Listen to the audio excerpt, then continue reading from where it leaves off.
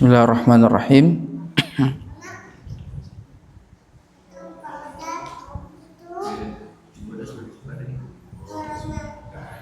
Assalamualaikum warahmatullahi wabarakatuh.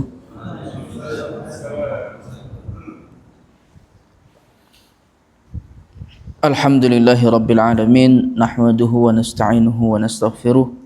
Wa na'udzu billahi min syururi anfusina wa sayyiati a'malina. Man yahdihillahu fala mudhillalah wa man yudlilhu fala hadiyalah. Asyhadu an la ilaha illallah wahdahu la syarikalah wa asyhadu anna Muhammadan abduhu wa rasuluhu salawatu rabbihi wa salamuhu alaihi wa ba'du. Alhamdulillah, kita bersyukur kepada Allah Subhanahu wa taala. Pada malam hari ini kita diberikan kesempatan oleh Allah Subhanahu wa taala untuk duduk bermajelis ilmu yang akan membahas tafsir dari surat Al-Ghasyiyah insyaallah azza wa jalla. Salawat dan salam kepada Rasul yang mulia, Nabi tercinta Nabi Muhammad sallallahu alaihi wasallam. Allahumma shalli wa sallim ala nabiyyina Muhammadin wa ala alihi wa sahbihi ajma'in. Allah Subhanahu wa taala berfirman, a'udzubillahi minasyaitonir rajim. Bismillahirrahmanirrahim. Hal ataka haditsul ghasyiyah. Hal ataka, hal artinya apakah? Ataka telah datang kepadamu haditsul ghasyiyah. Ya, perkara berita tentang al-ghasyiyah. Al-ghasyiyah ada dua makna. Makna yang pertama adalah secara bahasa terlebih dahulu. Nah, ghasyiyah itu ghasyya yaghsha artinya menutupi. Suatu yang menutupi. Jadi sesuatu yang menutupi ini ada dua. Pertama, dia adalah artinya neraka. Yang kedua, artinya hari kiamat. Maksud neraka menutupi, maksudnya neraka meliputi orang yang berada di dalamnya. Tertutup. Ya, alaihim narun muqsadah, atas mereka ada api yang menutupi mereka. Dan ini menjelaskan kepada kita betapa menakutkannya azab neraka. Penafsiran yang kedua, al-ghasyiyah artinya hari kiamat. Kenapa? Karena sangat keberadaannya atau kejadiannya itu membuat orang-orang terliputi dengan rasa takut. Di dalam tafsir Al-Wasit dinyatakan suratu Al-Ghasyiyah tusamma surah wa aidan tusamma surah hal ataka haditsul ghasyiyah. Surat ini dinamakan dengan Al-Ghasyiyah atau surat hal ataka. Hal ataka haditsul ghasyiyah. Dan ini merupakan surat Makkiyah yang memiliki 26 ayat. Wahiyya as-surah ats-tsaminah wa tsamanun fi tartibi al-mushaf. Surat ke-88 urutannya di dalam mushaf. Adapun tertib fi an-nuzul fahiya as-surah as-sabi'ah wa sittun, surat ke-67 min baini as-suwar al-makkiyah. Dan surat ini turun setelah surat Az-Zariyat, sebelum surat Al-Kahfi. Ya. Baik. Kedua, wahiyya minas suwar allati kana an-nabiy sallallahu alaihi wasallam yaqra'uha katsiran. Surat Al-Ghasyiyah adalah surat yang sering dibaca oleh Rasulullah sallallahu alaihi wasallam sebagaimana yang diriwayatkan oleh Al-Imam Muslim di dalam sahihnya dari Nu'man bin Bashir radhiyallahu taala anhu anna Rasulullah sallallahu alaihi wasallam kana yaqra' Sabbihisma rabbikal a'la wal ghasyiyata fi salatil jum'ati wal 'idaini. Rasulullah sallallahu alaihi wasallam itu membaca surat Sabbihisma rabbikal a'la dan surat hal ataka haditsul ghasyiyah di 2 rakaat salat Jumat dan di 2 rakaat salat Idul Fitri dan Idul Adha. Ya. Kemudian wa qad ishtamalat suratul karimatu ala bayani ahwalil kafirina wal mu'minina yaumal qiyamah. Surat ini inti yang ada di dalamnya menceritakan tentang keadaan orang-orang kafir dan orang-orang yang beriman di hari kiamat. Kama lafatatil anzaran nas ila mazahiri qudratillah fi khalqih. Juga surat ini membuat kita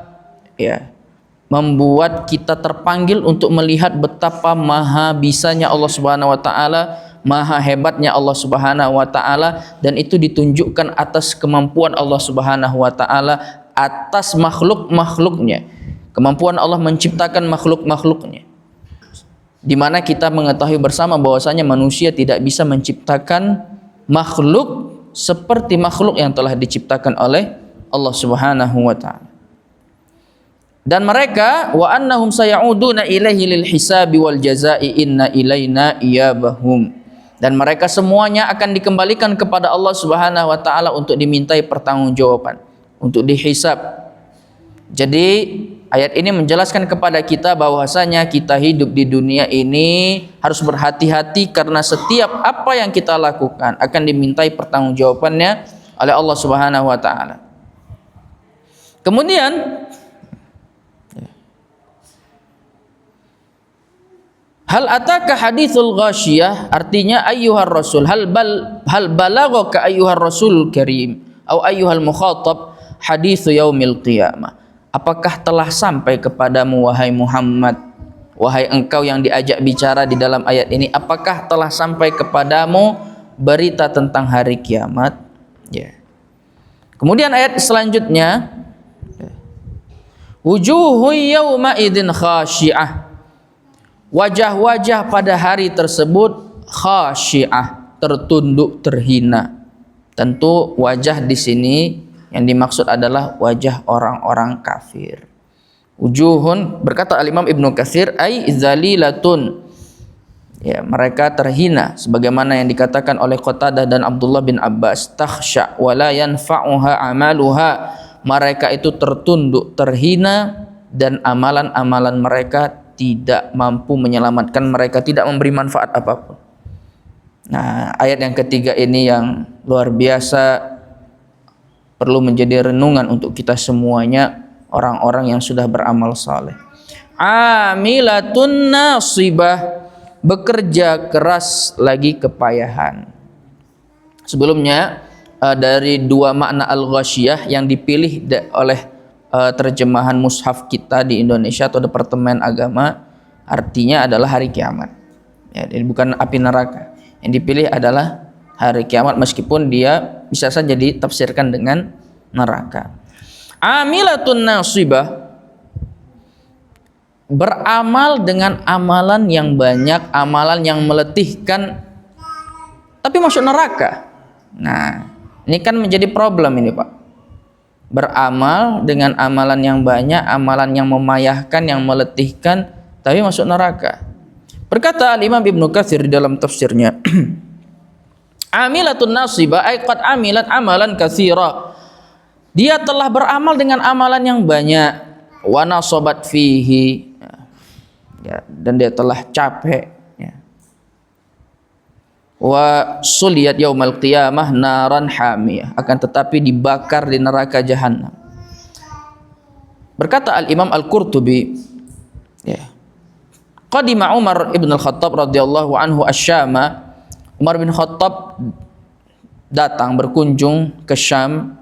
Atahu rahibun syekhun kabir mutakahhil. Beliau didatangi oleh syekh, orang tua yang sudah renta, yang kulitnya sudah mengering, alaihi sawadun, dan ada hitam, bekas banyaknya ibadah. Ra'ahu Umar baka. Kemudian ketika itu Umar melihat itu menangis. Melihat orang yang tua dan renta tadi, Umar bin Khattab menangis.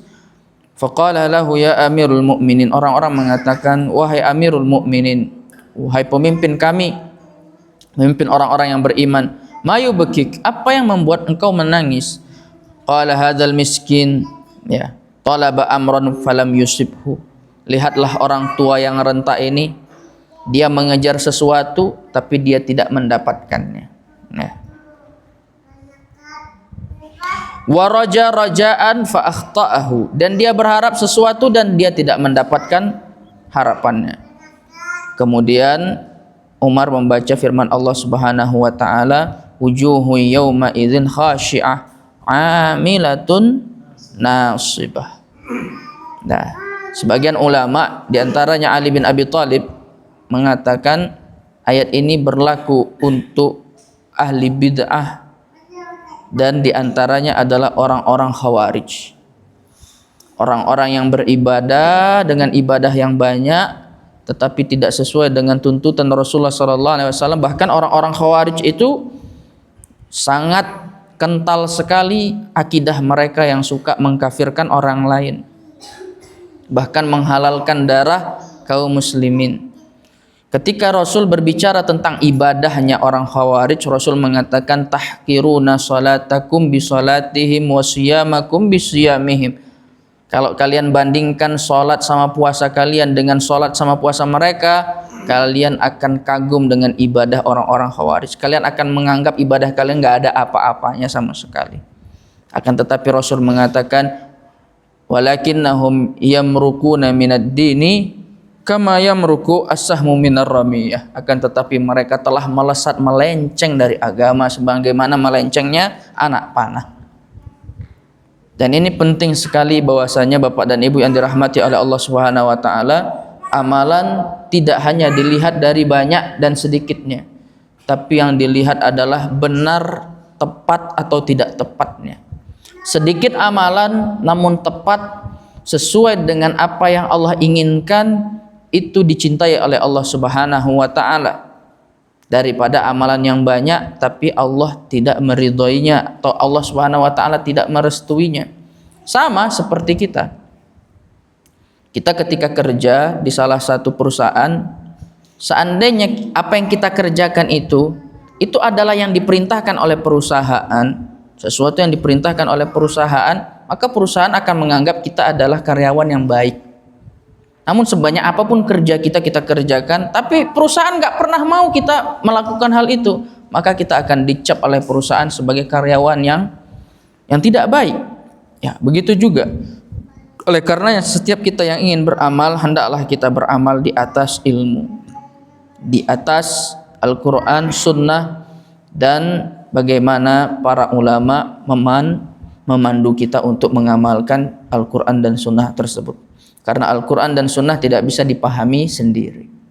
Al-Quran dan Sunnah harus dipahami oleh pemahaman para ulama, para salaf, orang-orang yang soleh, yang lebih mengerti tentang Quran dan Sunnah ini. Inna hadhil ahadits mudillatun illa lil fuqaha, sebagaimana yang dikatakan Sufyan Ibnu Uyainah. Sesungguhnya hadis-hadis ini memiliki potensi menyesatkan kecuali kalau dibimbing oleh orang-orang yang ahli. Bayangin Pak, kita baca hadis sepotong, terus kita terapkan, itu leher bisa putus itu Pak. Kan kayak gitu kan Pak?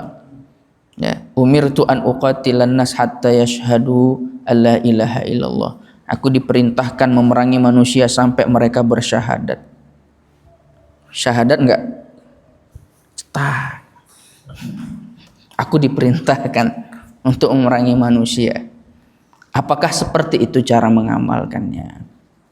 Ya, maka ini penting memahami Al-Quran dan Sunnah. Qatilul ladzina la yu'minuna billahi wala bil yaumil akhir. Perangilah orang-orang yang tidak beriman pada Allah Subhanahu wa taala dan tidak beriman kepada hari kiamat. Oh, kita disuruh memerangi itu. Datanglah ke tetangga, beriman enggak sama Allah? Enggak beriman. Mohon maaf, kami diperintahkan untuk memerangi Anda. Wah, kacau balau agama kalau kayak gini, Pak. Oleh karenanya penting, orang-orang Khawarij itu ciri-ciri mereka, kata Rasulullah SAW, sufahaul ahlam, hudatsaul asnan, masih muda dan bodoh. Maksudnya mereka tidak ada guru. Dari sebanyak itulah jumlah para sahabat, dan Khawarij ini kan hidup di zaman para sahabat. Sebanyak itu jumlah para sahabat, nggak ada satu sahabat pun yang berada sekelompok dengan orang Khawarij. Padahal mereka hidup berdampingan, gitu. Menandakan bahwasanya mereka adalah orang-orang yang berada di jalur kesesatan. Maka kalau kita mau berfatwa, Saya selalu mengatakan kalau kita mau berfatwa, lihat-lihat ada nggak ulama yang sama fatwanya dengan fatwa kita tadi, sama jawabannya dengan jawaban kita tadi. Kalau enggak, khawatir kita mengada-ngada. Makanya sebelum berfatwa, cari dulu referensinya. Oh, ada ibaratnya, ada dalilnya, ada wajhud dilalahnya, aman kita. Meskipun mungkin ulama lain tidak bersetujuan, nggak masalah. Yang penting kita minimal kita punya dulu landasan teorinya. Oleh karenanya ini penting bagi orang-orang yang beramal, kemudian ketika ditanya, ini yang ngajarin amal seperti ini siapa? Nggak tahu saya. Yang penting menurut saya ini baik. Oh, tidak bisa. Ya. Apa yang baik menurut kita belum tentu baik menurut Allah dan Rasulnya. Kebaikan haruslah ditimbang di atas syariat. Ya. Sebagian orang mengatakan riba itu baik, Pak. Sebagian orang mengatakan riba itu baik. Gimana nggak baik? Orang menguntungkan. Itu baik itu, Pak. Menguntungkan. Masukkan duit, pinjamkan 150 juta contohnya. Kalau minjamkannya 1 juta nggak nampak dia. Tapi coba minjamkannya 1 miliar, bunganya 5% aja. Udah berapa itu, Pak? 5% dari 1 miliar. Kan udah luar biasa itu banyak duitnya. Apa nggak baik itu? Tapi menurut syariat, apakah dia halal, apakah dia baik? Nggak baik. Yang mengatakan itu siapa? Allah dan Rasulnya. Ya. Wadharu ma baqiya minar riba in kuntum mu'minin, dan tinggalkanlah riba kalau kalian orang-orang yang beriman. Fa illam taf'alu fa'dhanu biharbin minallahi wa rasulih. Kalau kalian tidak juga mau meninggalkan riba, maka tabuh genderang peperangan bersama Allah dan Rasulnya. Diperangi oleh Allah dan Rasulnya.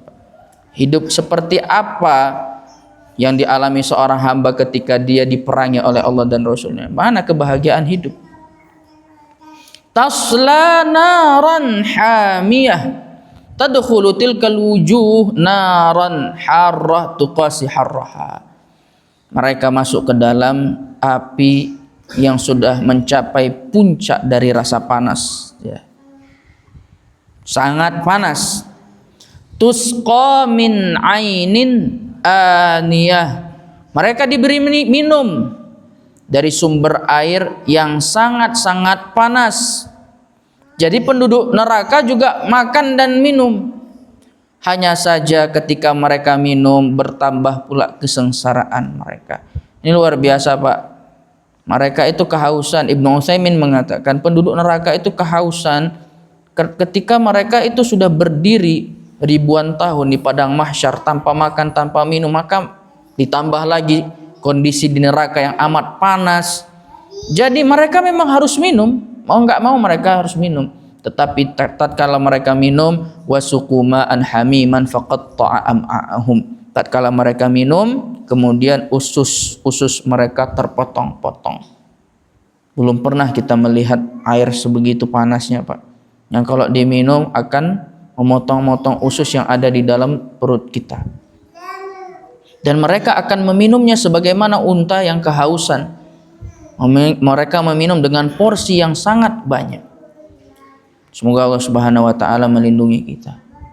Bahkan ya, Al-Imam Al-Baghawi mengatakan law waqa'at minha qatratun ala jibalid dunya lazabat.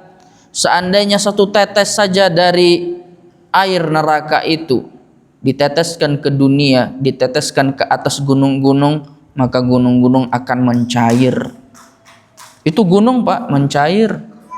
Gimana kalau diteteskan ke atas kepala kita? Allahumma musta'an wa alaihi tuqul. Laisa lahum ta'amun illa min dhari'. Mereka tidak memiliki makanan kecuali dhari'. Dhari' itu adalah nau'un minasyauki la tar'ahu dabbatun li khubthihi. Dhari' itu, Pak, kalau seandainya kita mau melihat tanamannya itu di dunia, dia itu sejenis tanaman yang ada durinya. Shibriq, kalau dia masih basah namanya shibriq. Kalau dia sudah kering namanya dhari'. Dhari' ini jangankan manusia, Pak, onta saja nggak mau dia makan itu. Tahu hewan ini kok dimakan bahaya ini, ya, bisa mati, ya, bisa kena penyakit, tapi itu akan dimakan oleh penduduk neraka. Jadi penduduk neraka itu ada beberapa makanan Pak yang ada di dalamnya. Pertama, dori'. Dori' ini sejenis rerumputan. Ada ghislin. Saya kalau udah dengar ghislin ini udah ngeri sekali Pak. Ghislin itu adalah model makanan dari darah, nanah, itu yang cairan yang keluar dari kemaluan penduduk neraka, kudis-kudis mereka, itulah yang dimakan. Ya azanillah. Kita mendengarnya aja udah takut gitu Pak. Jangankan melihatnya, apalagi memakannya, mendengarnya aja kita udah jijik. Itu bau sebau-baunya. Korengan-korengan penduduk neraka itu dijadikan makanan. Ya Allah wala quwata illa billah. Laisa lahum ta'amun illa min dhari'. Maka jangan adalah sampai kita kemudian berpikir nggak apa-apa masuk neraka sebentar, nggak bisa Pak. Nggak ada yang tahan di neraka itu. Nggak ada. Jangan ada yang mengatakan nggak apa-apa nanti saya bertobat. Nggak ada jaminan. Ya. Jangan menyengaja untuk mengundang murka Allah Subhanahu wa taala. Meskipun kita manusia tidak terluput dari kesalahan, tapi kita bersegera untuk bertaubat. Kita ingat-ingat apa yang pernah kita kaji. La yusminu wa la yughni min ju'. Tidak yusmin, membuat orang gemuk. Ya. Wa la yughni min ju', dan tidak menghilangkan rasa lapar. Ya.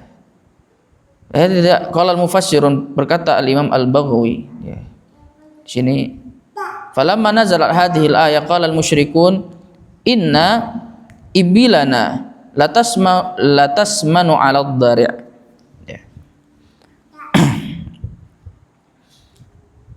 Wa kadzabu fi dzalika fa innal ibila innama tar'ahu madama ratban.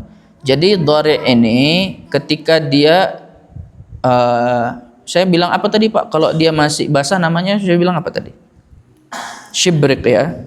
Ya. Ketika dia masih basah itu namanya shibrik. Itu shibrik itu masih mau dimakan oleh hewan. Tapi kalau dia sudah menjadi dhari', dia tidak dimakan oleh hewan.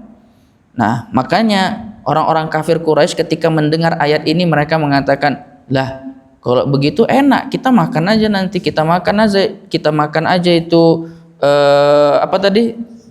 Dhari' itu kita makan. Kenapa? Kami lihat unta-unta ini ketika mereka makan gemuk kok dia katanya. Dan mereka telah berdusta, kata Al-Imam Al-Baghawi. Sesungguhnya yang dimakan oleh unta itu bukan dhari' tapi shibrik. Ya, jadi dia itulah kayanya bahasa Arab itu ya Pak ya. Kalau di kita kan rumput. Kalau dia kering, rumput kering. Kalau dia basah, rumput basah. Kok di bahasa Arab, kering dia punya nama, basah dia punya nama. Kalau dia basah namanya shibrik, kalau dia kering namanya dhari'. Udah beda Pak. Ini saking kayanya bahasa Arab. Kita ayam. Ayam kalau betina, ayam betina. Jantan, ayam jantan. Kok di bahasa Arab udah beda Pak. Ada dajaj, ada dik. Nah, kayak gitu. Onta juga. Kalau kita mah onta satu aja, onta betina. Tinggal nambah betina, jantan, betina. Semua kayak gitu. Jantan betina, jantan betina, jantan betina. Kalau di bahasa Arab udah beda. Ada naqah, ada ibil. Ya. Begitulah seterusnya. Baik. La yusminu wa la yughni min ju'. Dia tidak akan memberikan gizi dan tidak akan menghilangkan rasa lapar. Satu lagi Pak, nama makanan yang belum kita sebut namanya zakum. Inna syajarataz zakum ta'amul athim kal muhli yaghli fil butun ka ghalyil hamim. Zakum, makanan berduri yang kalau dia dimakan akan sangkut di tenggorokan, tidak bisa dikeluarkan dan tidak bisa dimasukkan ke dalam perut. Ini makanan penduduk neraka ini, ngeri-ngeri semua ini Pak. Gak ada yang bagus. Minumannya panas, ya. Kalau itu baru dibuka aja tempat airnya itu wajah sudah gosong, langsung luntur itu daging-daging yang ada di wajah. Diminum putus, usus-usus sudah hancur semua, habislah Pak. Kemudian dikembalikan lagi menjadi utuh tubuh manusia tadi, disiksa lagi sampai mereka mengatakan ya Malik dalam surat Az-Zukhruf, ya Malik liyaqdi alaina rabbuk, ya, wa nadau ya Malik liyaqdi alaina rabbuk. Wahai Malik, malaikat Malik, tolonglah minta sama Allah agar mematikan kami saja. Ini aneh kan Pak ya. Dahulu mereka pengen hidup panjang, menjaga kesehatan, tapi nanti di sana hanya satu yang mereka inginkan, yaitu mati. Ya laitani kuntu turaba, jadi turab aja, jadi tanah aja. Hilang semua keinginan-keinginan itu. Baik, selesai kita pembahasan tentang orang-orang kafir. Masuk kita ke pembahasan sebaliknya. Wujuhu yauma idzin na'imah. Pada saat itu wajah-wajah pada hari itu na'imah. Apa itu na'imah? Berseri-seri. Wajah yang berbahagia, wajah yang senang. Tentu kita ketahui bersama yang dimaksud dalam ayat ini siapa Pak? Orang-orang yang beriman, orang-orang saleh. Lisa'iha radiyah, mereka ridho atas apa yang telah mereka perbuat di dunia. Mereka tidak menyesal karena sudah letih-letih melakukan sholat, letih-letih melakukan puasa, letih-letih berinfak, membangun masjid, ya, memberikan bantuan kepada orang-orang yang tidak mampu, ya, menyekolahkan anak-anak yang tidak mampu bersekolah. Ibadah-ibadah yang besar mereka lakukan dan mereka saat itu bergembira. Ada orang mengatakan, kalian orang-orang Islam ini capek-capek beribadah, tiba-tiba nanti di akhirat surga dan neraka tidak ada. Gimana itu perasaan kalian? Itu capek-capek kalian beribadah, berpuasa gitu kan. Tiba-tiba nanti di akhirat surga dan neraka tidak ada. Gimana perasaan kalian? Dijawablah sama beliau ini yang ditanya. Sama perasaannya dengan perasaan kalian kalau seandainya surga dan neraka itu ada. Nah, kayak gitulah perasaan kami. Kayak gitulah perasaan kami. Apa ruginya berbuat baik, Pak? Apa ruginya berbuat baik? Tapi kalau tidak berbuat baik pasti rugi. Karena keadilan menuntut kita untuk beriman bahwasanya ada hari pembalasan. Itu konsep keadilan itu, Pak. Kenapa? Karena di dunia ini nggak semuanya diadili. Betapa banyak orang-orang jahat, perampok-perampok, ya, orang-orang yang memakan harta orang lain nggak diadili di dunia. Orang yang sudah membunuh jutaan jiwa, yang membunuh, yang menghilangkan nyawa ribuan anak-anak kecil, mereka nggak diadili di sini. Itu menuntut kita akan iman bahwasanya harus ada hari di mana semuanya harus diadili satu demi satu. Yaitu keimanan. Karena dunia ini tak semuanya dapat jatah keadilan. Karena memang keadilan yang hakiki itu nanti datangnya di sana, bukan di sini. Di sini tempat ujian, di sana nanti penghakiman. Sebenarnya konsep keadilan itu logis sekali. Hari kiamat itu sangat logis bagi orang-orang yang diberikan oleh Allah Subhanahu wa taala akal yang benar. Apa yang mereka, di mana mereka? Fi jannatin 'aliyah. Fi jannatin murtafi'atil makan wal makanah. Mereka berada di surga yang tinggi. Surga Firdaus al-A'la. Ya. Berbahagia sekali. Kenapa mereka berbahagia, Pak? Banyak sekali yang membuat penduduk surga ini bertambah-tambah kebahagiaannya. Satu, masuk ke dalam surga. Kemudian apa lagi, Pak? Ketika mereka masuk ke dalam surga, mereka ditampakkan kepada mereka tempat mereka di neraka. Kemudian dikatakan kepada mereka, inilah tempat kalian kalau seandainya kalian tidak beriman. Itu bertambah bahagia lagi.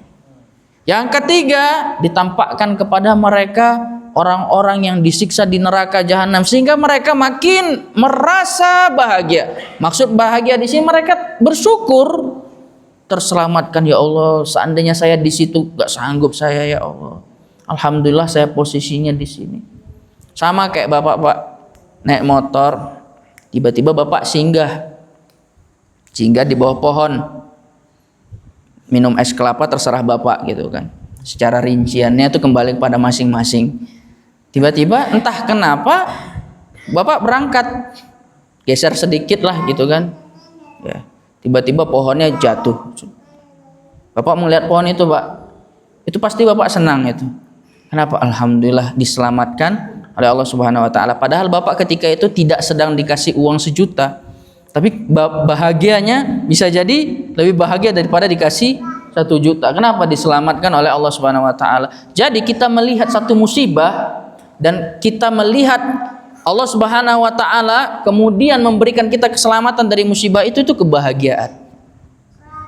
Ya, makanya kita diperintahkan untuk melakukan sunnah Nabi sallallahu alaihi wasallam tatkala melihat orang-orang yang ditimpa musibah dengan mengatakan alhamdulillahilladzi afani amma ibtalaka wa faddalani ala katsirin mimman khalaqa tafdila.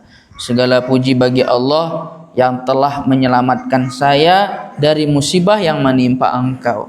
Dan Allah memberikan keutamaan kepada saya yang tidak diberikan kepada banyak orang.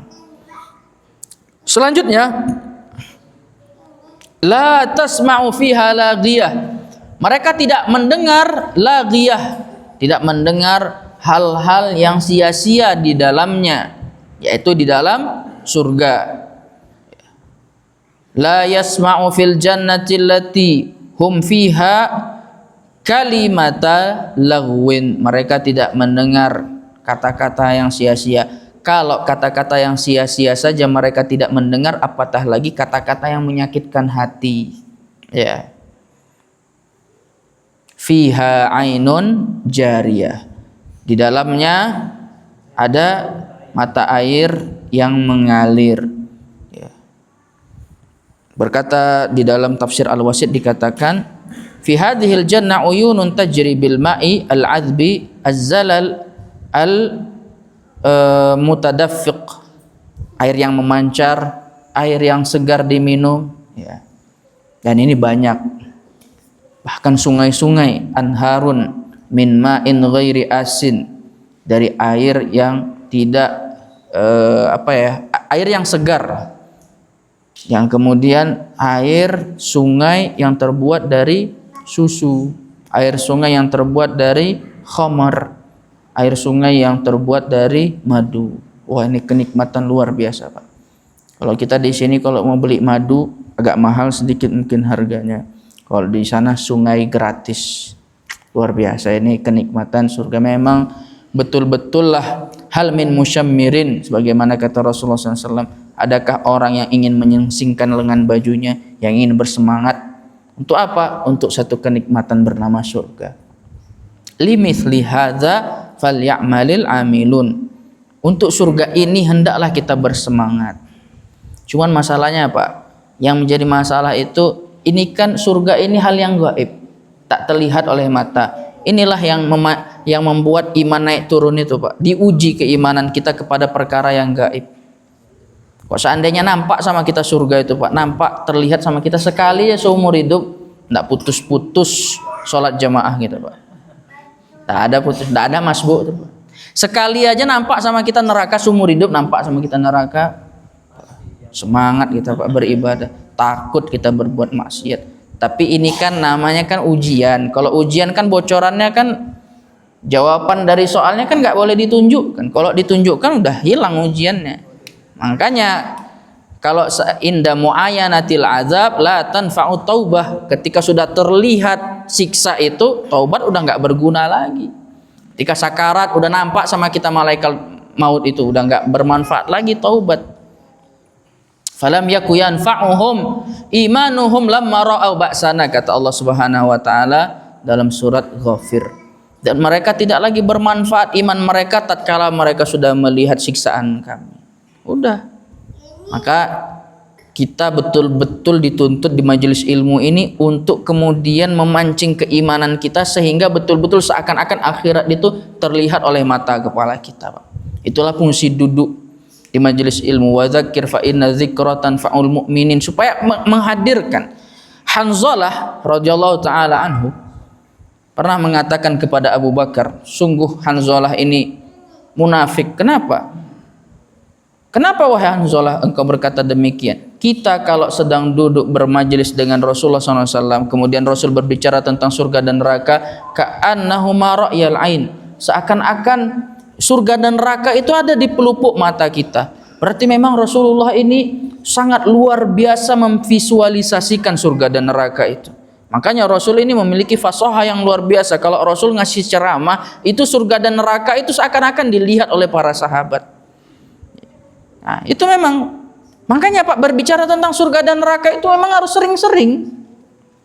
Sebagian orang anti sekali kalau bicara sama surga neraka. Sampai ada teman gitu kan minta nasihat sama saya, terus saya ceritakan tentang surga neraka, dia langsung bilang, oh jangan, gak usah katanya. Kenapa? Nanti saya taubat lah. Bagus. Berarti kan dia tahu kan bahwasanya ngeri neraka itu kan, sehingga membuat orang taubat. Fiha sururun marfu'ah, di dalamnya ada surur, itu jam'u sarir, jamak dari sarir, itu ranjang yang tinggi, ya, tinggi. Kan nanti kan para penghuni surga itu alal araiki yang zurun, nah mereka duduk di atas ranjang, mereka duduk di atas sofa, mereka sambil melihat orang-orang di neraka sedang disiksa. Orang-orang yang dulu mencemooh mereka, orang-orang yang dulu pernah membunuh mereka, orang-orang yang kayak di Palestina yang pernah dibunuhi sama orang-orang Yahudi. Besok nanti di surga mereka yang duduk di atas dipan-dipan melihat orang-orang kafir itu disiksa oleh Allah Subhanahu wa taala. Memang kayak gitu, Pak. Aliyatun na'imatun katsiratul furush, kata Al-Imam Ibnu Katsir, murtafi'atu as-samak, di atasnya alaiha al-hurul ain, dia tempatnya tinggi, dan kemudian di atasnya ada bidadari surga. Ini yang menyenangkan hati bapak-bapak ini. La haula wala quwata illa billah. Udah sepaket gitu, Pak. Udahlah ranjangnya empuk. Terus kita di atas ranjang tuh enggak sendirian, Pak. Udah disediakan gitu ya. Fa idza arada waliyullahi an yajlisa ala tilka surur al-aliyah tawaddu'at lahu. Ketika hamba Allah yang saleh ingin duduk di atas ranjang tersebut, maka ranjangnya pun merendah. Gitu. Nggak kebayang, Pak, sama kita kehebatan teknologi yang ada. Udah ada kan contohnya di sini, tapi ya tetap kalah itu gitu kan. Kan ada ranjang yang insya Allah turun, terus kita naik, saya tinggi lagi gitu kan, nggak tahu kemana itu, sampai di awan gitu kan, Pak. Setinggi apa? Allah Ta'ala alam. Di awan terbang gitu kan. Wah, nas'allahu azza wa jalla an yarzuqanal jannah bila hisabin wala sabiqatil azab, tanpa hisab, tanpa azab. Ini kan semangat kita bangun sholat malam ini, Pak. Surur aliyah, ada ranjang yang tinggi. Belum pernah kita merasakan sensasi tidur dengan ranjang yang pada ketinggian yang luar biasa itu, Pak. Tinggi gitu kan. Kita lihat ke bawah, wah, seram gitu. Nggak takut kita jatuh gitu. Kemudian dia bisa merendah dan bisa naik ke atas. Kemudian setinggi apa, Pak? Berkata Al-Imam Al-Qurtubi, aliyah wa ruya annahu kana irtifa'uha qadra ma bainas sama'i wal ard. Tingginya adalah antara langit dan bumi. Wah. Sensasi baru ini, Pak. Tidur dengan sensasi ranjang yang seperti ini tanpa harus ada khawatir terjatuh. Kan hebat itu, Pak.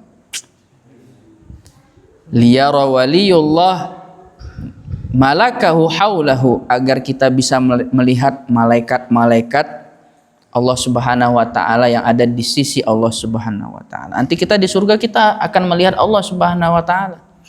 Nah, itulah makanya Pak, kita capek-capek bertungkus lumus di dunia ini, beramal karena memang di sini bukan tempat istirahat. Istirahat nanti di sana. Wah, nggak bisa bayangin saya itu Pak. Terus dari atas itu kan lompat ke bawahnya langsung ada sungai gitu. Berani sekali itu ya. Tanpa harus ada khawatir sakit, tanpa harus ada khawatir mati, tanpa harus ada khawatir cacat. Bangun tidur gitu. Kita kan nggak tidur ya Pak ya. Di surga itu kan kita nggak tidur sebenarnya. Kita cuman menikmati aja. Ya. An-naumu akhul maut. Tidur itu saudaranya mati. La yanamu ahlul jannah. Penduduk surga nggak tidur.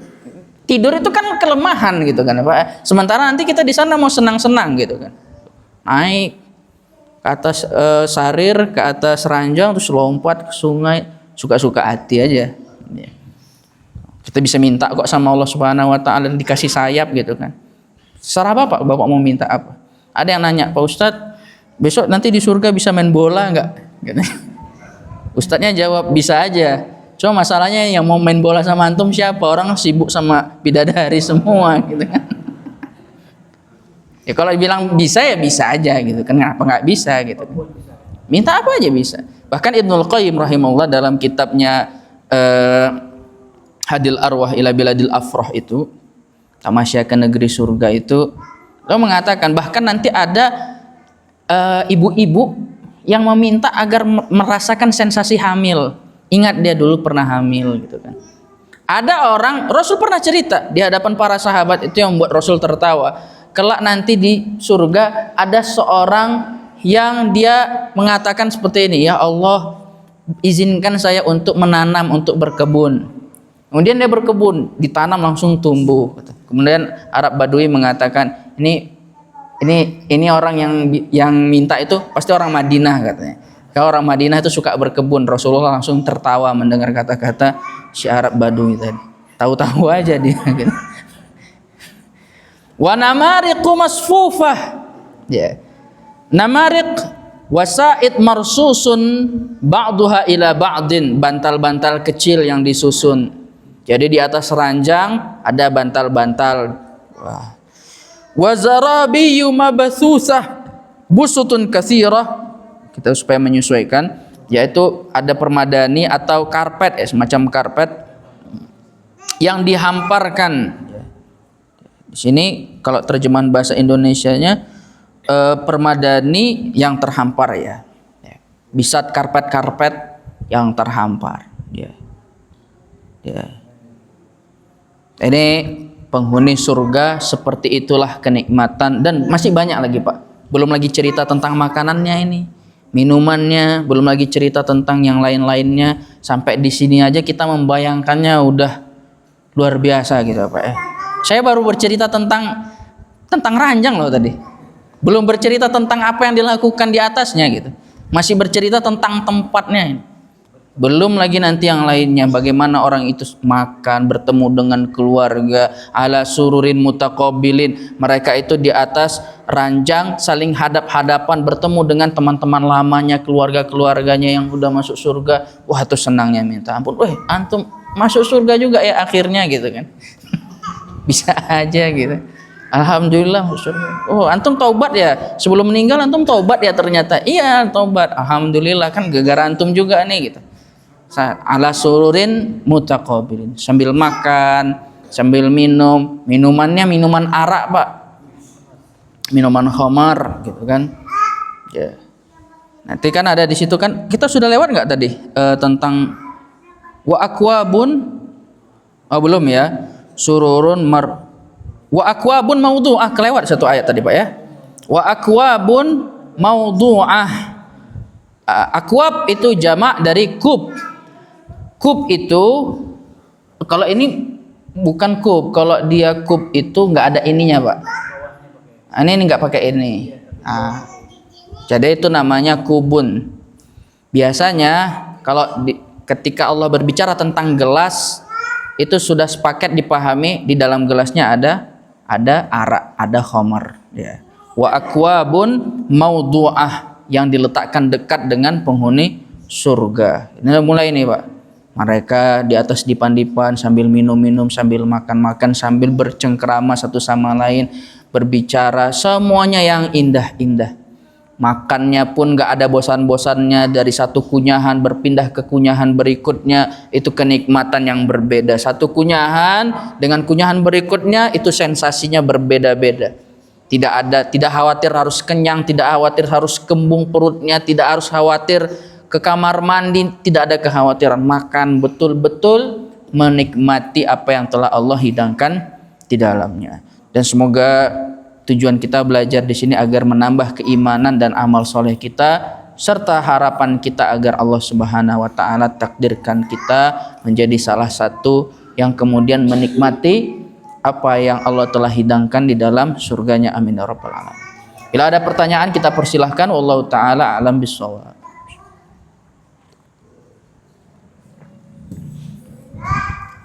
Silakan Pak.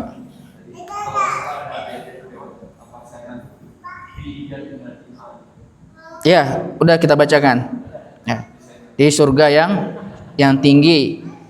Yang kelewatan cuma satu, Pak. Dari catatan saya juga di sini, saya lupa nyatat di sini.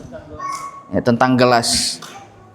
Saya tadi saking asiknya baca, nggak saya catat jadinya gitu kan. Nggak kecatat sama saya.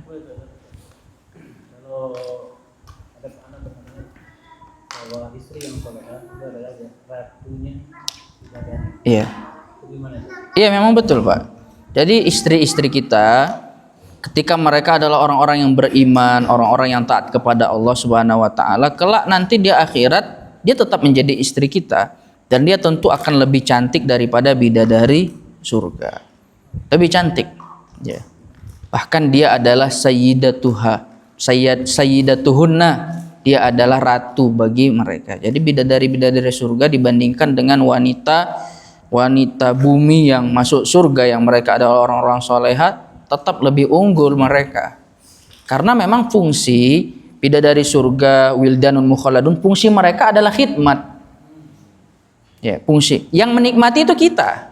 Kita sebagai orang yang menikmati, mereka adalah orang-orang yang diperbantukan oleh Allah Subhanahu wa taala untuk membantu menjadi khodim dan khodimahnya penghuni surga. Ya. Aktor utamanya ya manusia. Makanya memang luar biasa Pak ujian manusia ini. Kalau kita mengatakan, ya Allah kenapa saya diuji? Lah tadi kan katanya mau masuk surga. Memang itu tujuannya. Tujuan diuji, tujuan kita nangis, kita jatuh bangun di dunia ini, ya untuk sampai ke titik kenikmatan yang tiada batasnya di surga tadi. Wallahu ta'ala.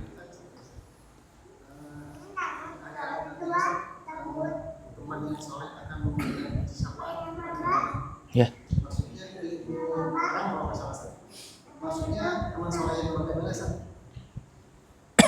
Semua orang yang beriman, semua tanpa terkecuali, itu diizinkan memberikan syafaat kepada orang-orang yang mereka kehendaki. Ya, diizinkan. Kalau kita masuk surga, kita punya jatah diberikan oleh Allah Subhanahu wa taala orang-orang beriman. Intinya Pak, semua orang yang beriman yang kalau Allah takdirkan mereka masuk neraka, mereka akan keluar dengan syafaat para nabi, syafaat para rasul, syafaat para malaikat, syafaat orang-orang beriman. Pada akhirnya nanti lam yabqa illa rabbul alamin. Gak ada yang tersisa kecuali Allah Subhanahu wa taala. Pada akhirnya dari Allah Subhanahu wa taala yang mengeluarkan mereka.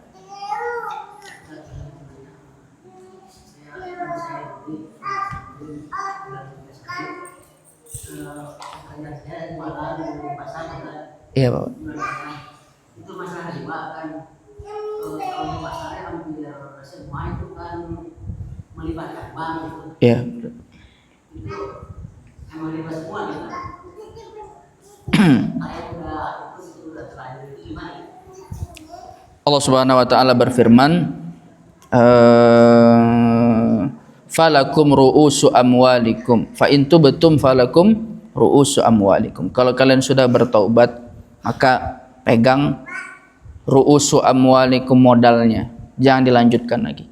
Selesaikan apa yang sudah dijalani, selesaikan, habis itu jangan diulang lagi. Wa dharu ma baqiya minar riba. Ya, tinggalkan sisa-sisa riba. Kalau ada hak-hak yang belum dikembalikan, kembalikan. Kalau ada yang belum dilunasi, lunasi. Setelah itu komitmen untuk tidak mengulanginya. Saya tahu meskipun banyak orang terjerumus dalam riba, tapi saya tidak memungkiri banyak orang sudah sadar akan bahaya riba. Dan itu sudah banyak jumlahnya, Pak. Komunitas orang yang sudah melek riba, yang sudah tidak terpikat lagi sama riba, itu sudah banyak. Makanya ketika kita mau keluar dari kubangan riba, pasti Allah berikan jalan. Allah masukkan kita ke komunitas baru, komunitas di mana orang-orang saling mensupport satu sama lain, saling meminjamkan satu sama lain dengan cara yang syar'i, tapi dengan catatan sama-sama mengaji, sama-sama amanah. Karena kadang-kadang, Pak, orang-orang kaya yang nggak mau meminjamkan duit itu adalah orang-orang yang kaya yang sudah kehilangan kepercayaan. Sebenarnya mereka baik, ada duit mereka, tapi kenapa mereka nggak mau minjamin? Sudah kapok, udah ke 100 kesekian kali mereka ditipu-tipu terus. Nah, minjam hilang, minjam tiba-tiba entah kemana, Pak. Saya kok orang minjam itu aneh-aneh aja saya ngelihatnya gitu kan. Minjam luar biasa, menghamba, kita mau diangkat jadi Tuhan lagi sama dia gitu kan. Waktu dia meminjam, giliran bayar, Pak, langsung jadi makhluk gaib itu orang gitu. Hilang gitu. Allahumma musta'an. Enggak kenal aja sama kita. Nomor diganti, ada, Pak. Ini yang saya omongin ini kan kenyataan. Nomor diganti, orangnya hilang, ada yang pura-pura gila lah, serah-serah mereka lah gitu. Pura-pura hilang sadar. Hah? Iya gitu. Ada yang malah marah-marah gitu kan. Jadi sebenarnya, Pak, kalau kita mau kembali kepada syariat, pasti masih banyak orang-orang kaya yang baik hati, mau meminjamkan dengan catatan kita amanah. Bukankah Abdurrahman bin Auf memulai perdagangannya dengan cara seperti itu? Beliau membeli barang dengan hutang. Nanti ketika sudah barang laku dapat untung, dikembalikan hutangnya. Langsung, nggak nunggu besok-besok. Ketika itu punya langsung. Karena nanti setan goda lagi.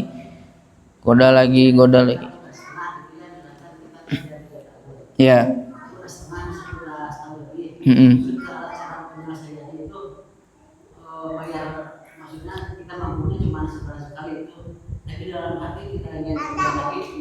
Nggak apa-apa, pokoknya selesaikan dulu. Yang sudah terlanjur tadi diselesaikan.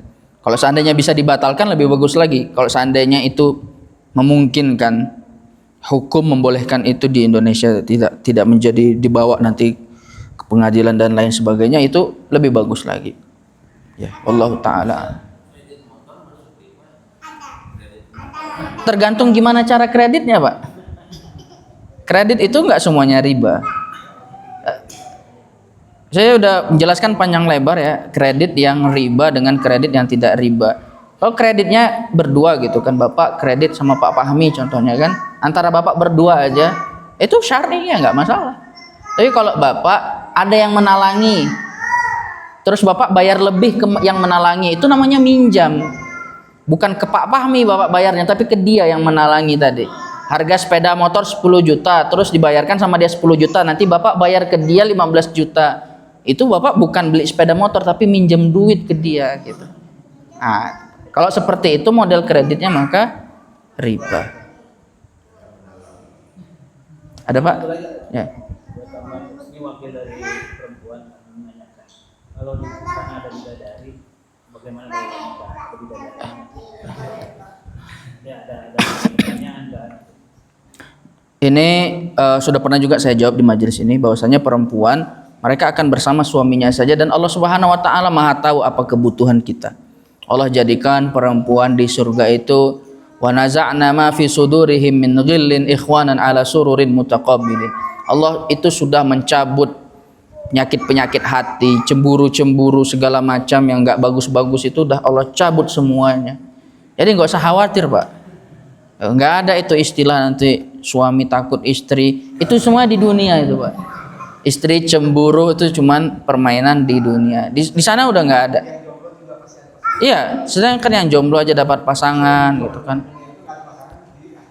Di akhirat ada. Ada.